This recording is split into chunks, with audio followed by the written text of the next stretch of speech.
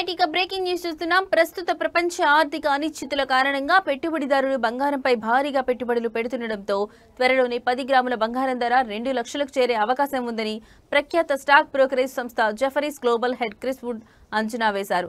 ప్రస్తుతం 10 గ్రాముల బంగారం ధర 1,10,000 పైగా ఉండగా రాబోయే రోజుల్లో ఇది ఏకంగా 77% మేర పెరిగి 2 లక్షల మార్కును చేరుకోవచ్చని ఆయన అభిప్రాయపడ్డారు.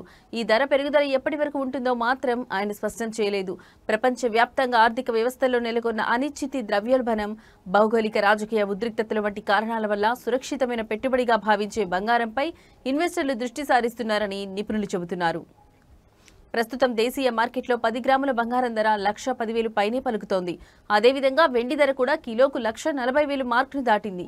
ఈ ధరలు రోజురోజుకు పెరుగుతూనే ఉన్నాయి. ఈ నేపథ్యంలో క్రిస్ వుడ్ అంచనాలు నిజమైతే బంగారం ధర కొత్త శిఖరాలను చేరుకోవడం ఖాయమని మార్కెట్ వర్గాలు భావిస్తున్నాయి.